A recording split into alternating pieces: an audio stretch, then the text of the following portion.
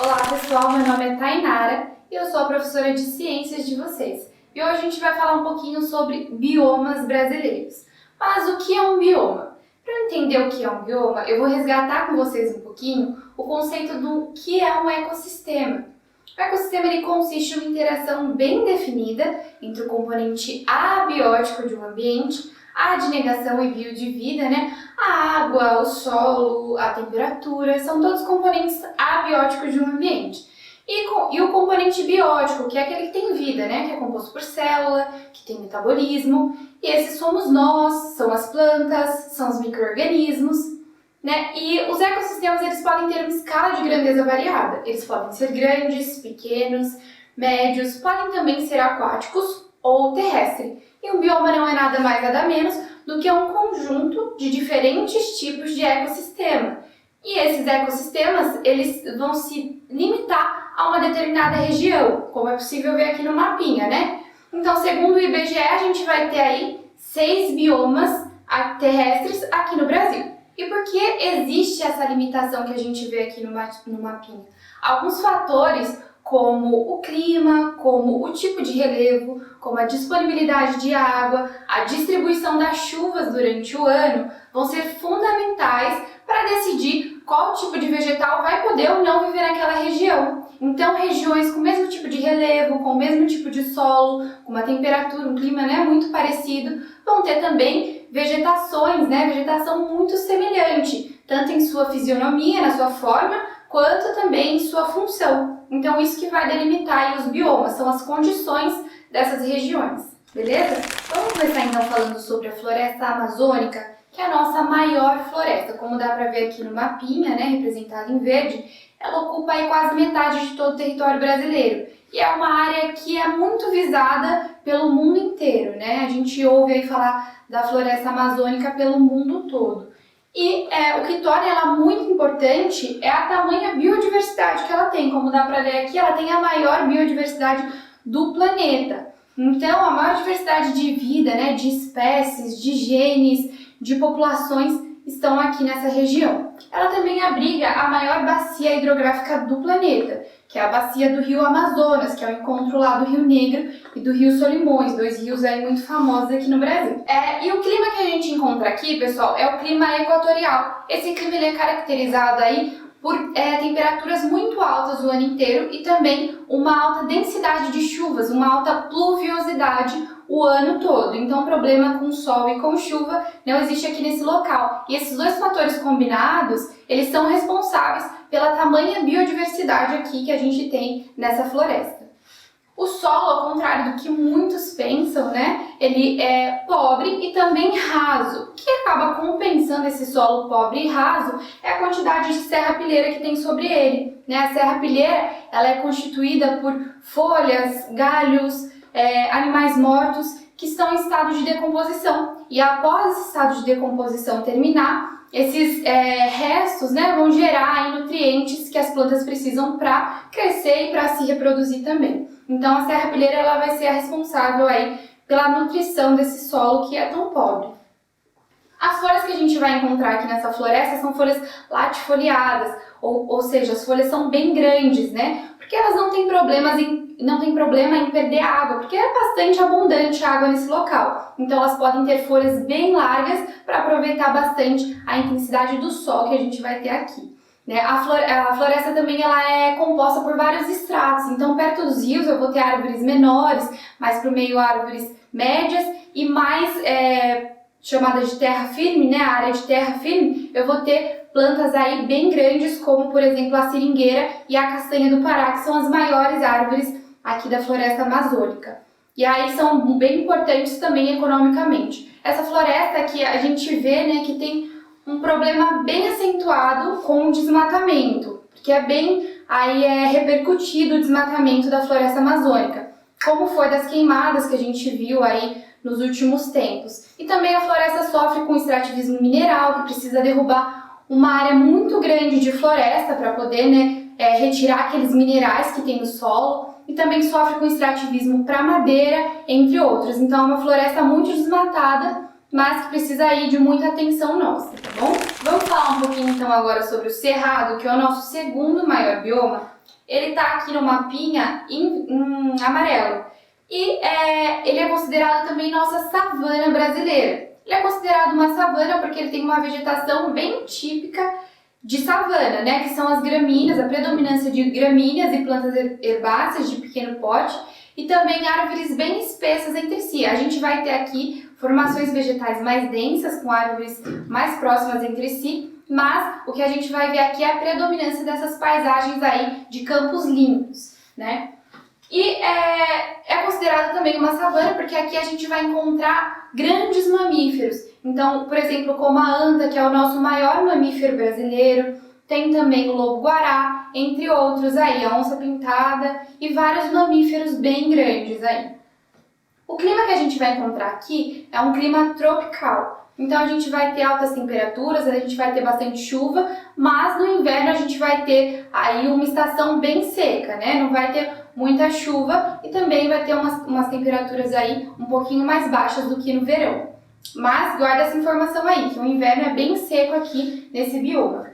O solo que a gente vai encontrar aqui é um solo ácido, pobre e tóxico, porque ele é rico em ferro e em alumínio. Então as plantas que estão aqui, elas vão precisar ser adaptadas, né? Elas vão precisar ter adaptações para que elas possam viver nesse local, né? Então elas possuem raízes mais profundas, aí entre outras adaptações que fazem com que elas consigam viver aqui nesse ambiente tão extremo.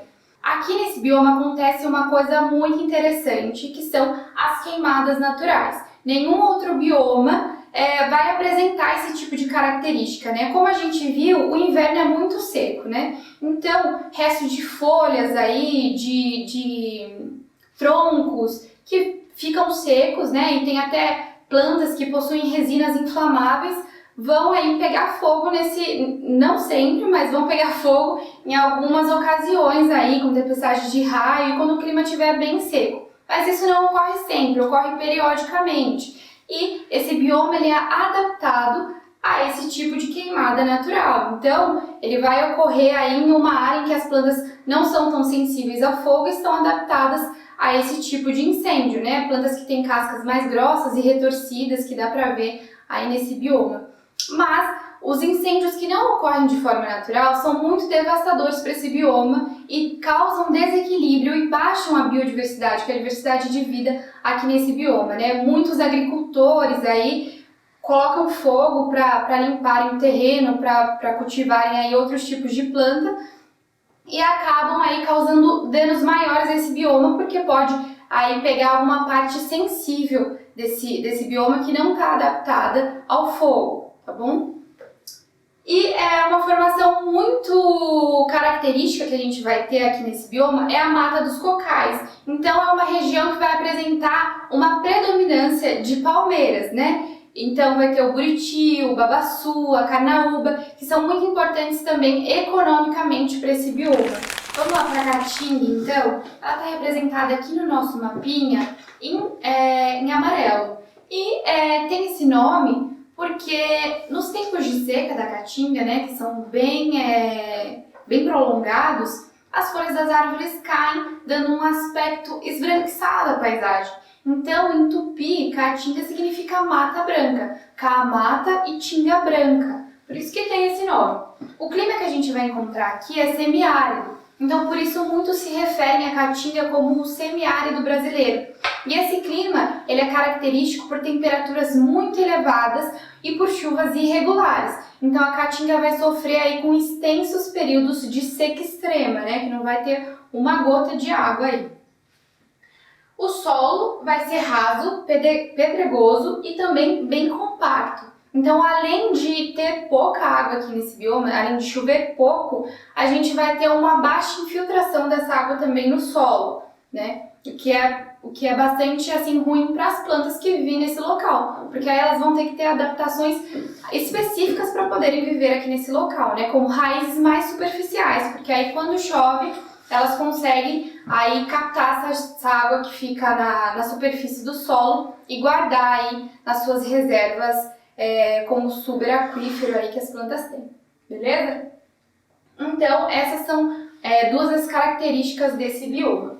A gente vai ter aqui nesse bioma também, como eu falei, né, um bioma muito extremo, então as plantas vão ter bastantes modificações, bastante adaptações para viverem aqui. Então as folhas são modificadas em espinhos, né? Muitas plantas vão ter suas folhas modificadas em espinhos, como os cactos, né? E essa modificação vai aí permitir que a planta perda menos água, né? Porque a gente sabe que a perda de água da planta se dá pela folha. Então, se eu diminuo a superfície de contato, né, faço minha folha ficar em formato de um espinho, né, bem pequenininha, eu vou perder menos água através dessa estrutura aí.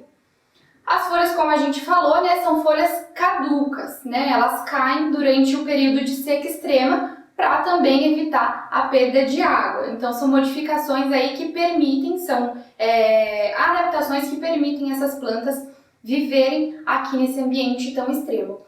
Pessoal, a caatinga é um bioma totalmente brasileiro, né? Só existe aqui no Brasil, não vou encontrar em mais nenhum outro lugar do mundo um bioma assim com as características e com as espécies que eu vou ter aqui na caatinga.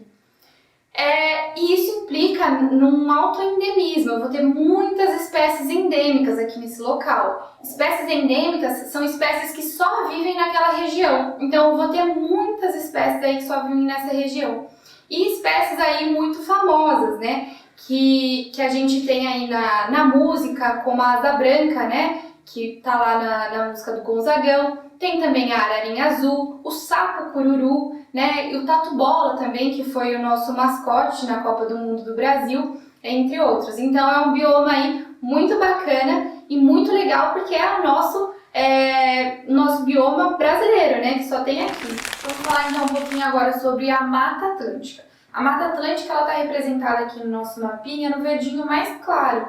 E ela tem esse nome porque ela vai ocupar aí toda a costa brasileira, né? Dá para ver do Nordeste, do Norte, né, ao Sul, essa mata. E a gente sabe que a costa brasileira ela é banhada pelo Oceano Atlântico, né? Então, por isso, Mata Atlântica. A Mata Atlântica ela é considerada um hotspot. O que são hotspots? São áreas com uma diversidade muito grande, mas que estão muito ameaçadas. Para vocês terem uma ideia, a gente tem hoje de mata original desse bioma apenas 7%, né? E ela foi a mata aí mais devastada ao longo da história do Brasil, porque foi a primeira mata aí a receber, foi a primeira floresta a receber os portugueses e a primeira também a ser explorada por eles, né? Primeiro com a retirada do pau-brasil, aí teve plantação de cana-de-açúcar, café, mineração, então foi um bioma aí muito devastado, também pelo processo de urbanização que até hoje se dá, né? Essa devastação para a construção de casas, de prédios e etc. O clima que a gente vai encontrar aqui nesse bioma é o clima tropical, mas como a longitude, né, que esse bioma abrange é muito grande, a gente vai ter uma variação aí desses climas, né? Eu vou ter o clima tropical litorâneo nas partes litorâneas, né, que vai se caracterizar aí por uma densidade de chuvas maior, né, uma alta pluviosidade. Eu também vou ter o tropical de altitude, que vai ter um inverno um pouquinho mais rigoroso, e também o subtropical, mais para o sul, que vai ter um inverno ainda mais rigoroso. Duas formações vegetais muito características desse bioma é a Mata das Araucárias, que é composta aí por uma predominância de pinheiros, que fica no Paraná e em Santa Catarina. Então, são bem características aí essas paisagens com predominâncias de pinheiros. E também o manguezal. O manguezal ele vai ficar mais próximo à praia, então ele vai sofrer com as marés e também é uma região em que desemboca vários rios. Então vai misturar aí essa água salobra, né, essa água do mar, e com a água doce. E essa água aí pode ficar parada nessa região por muito tempo. Então a gente vai encontrar um solo aqui bem lodoso, né, um solo constantemente úmido e também bem salino. As plantas que estão aqui, elas vão ter que ser adaptadas à alta quantidade, à alta concentração de sal nesse solo, que é bem lodoso, e também a essas inundações que ocorrem nessa região. Então elas vão ter raízes que se projetam para fora do solo, né? São chamados de vegetais pneumatófaros, né? Porque eles têm raízes para fora do solo. Como a gente viu, a Mata Atlântica ela sofre bastante com o processo de devastação ambiental, né? E isso merece bastante nossa atenção, porque aqui a gente vai encontrar muitas espécies endêmicas, né? A gente vai ter aí mais de 10 mil espécies de vegetais endêmicas e também mais de 50 espécies de mamíferos endêmicos. E muitos organismos, muitas espécies que sofrem com ameaça de extinção mesmo, como o palmito jussara, como a onça pintada, como diversas espécies de primatas, né, que vivem nessa região estão ameaçados. Então merece aí nossa atenção esse bioma e também merece nossa proteção, né? A gente precisa proteger a Mata Atlântica porque resta muito pouco dessa mata, né? E ela é uma mata muito biodiversa e muito importante para nós. Vamos falar então agora sobre o Pantanal. O Pantanal, como dá para ver no mapinha aqui, ele está no Mato Grosso do Sul. Ele está representado aqui em rosa no nosso mapinha.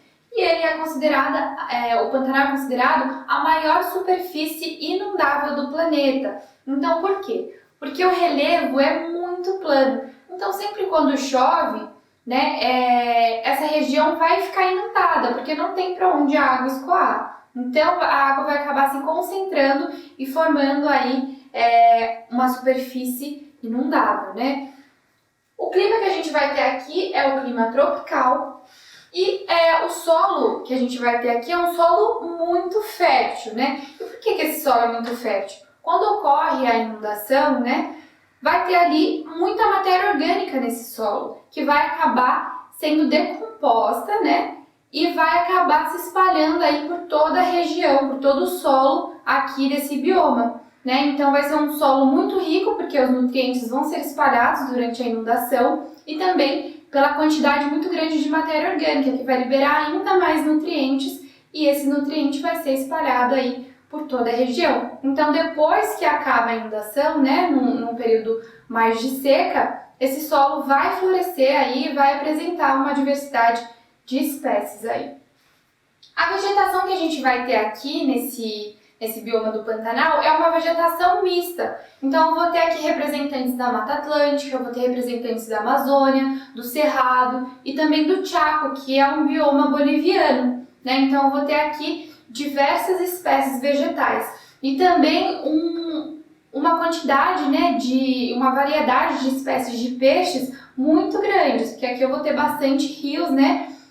E também, né, o Pantanal, né, pessoal? Então já espera-se que aqui tem uma variedade muito grande de peixes. E também tem uma variedade muito grande de aves, principalmente aí de aves migratórias, que vão usar o Pantanal aí para completar o seu processo de migração. Então é um bioma também muito rico, né, e muito vasto. Pessoal, então nós chegamos ao nosso último bioma, que são os pampas, né? Muito tempo conhecidos também como campos sulinos, né? Eles tinham esse nome porque eram considerados como sendo parte do bioma da Mata Atlântica. Mas aí em 2004 já foi reconhecido como um bioma próprio, né? E esse bioma vai chamar então pampas.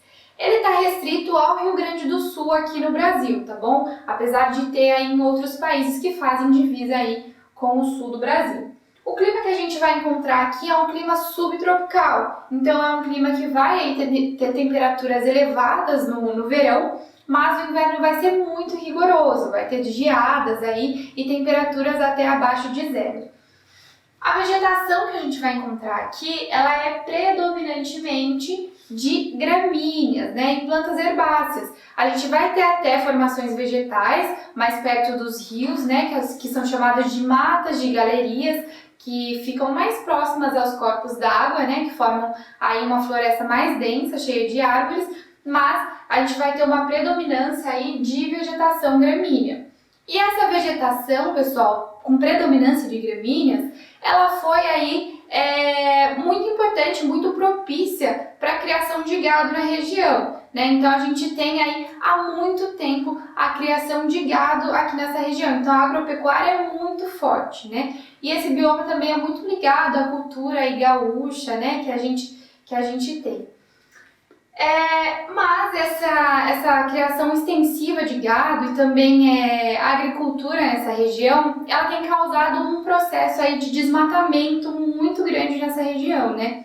A gente sabe que hoje temos 40% de mata original dos pampas, só que apenas 1% dessa mata está em áreas protegidas, né, de preservação ambiental. O restante não está. Então é importante a gente ter bastante cuidado, porque essas áreas que não estão preservadas, né, elas podem ser desmatadas sem nenhuma penalidade. Então é importante a gente ficar atento a isso, porque apenas 1% de toda a mata ser preservada é muito pouco.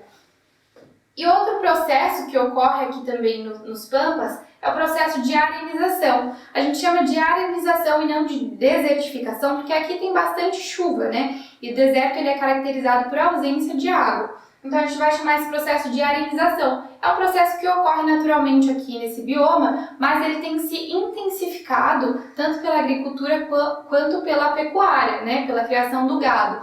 Porque eu vou descampar essa área aí para eu plantar algum vegetal do meu interesse, ou vou deixar o gado se alimentar de todas as gramíneas que estão ali naquela região e descampar aquele solo. E aí aquele solo vai ficar exposto, né, ao clima. Então a chuva, o vento vão causando a sedimentação desse solo, né, vai fazendo que esse solo fique com grãos cada vez menores.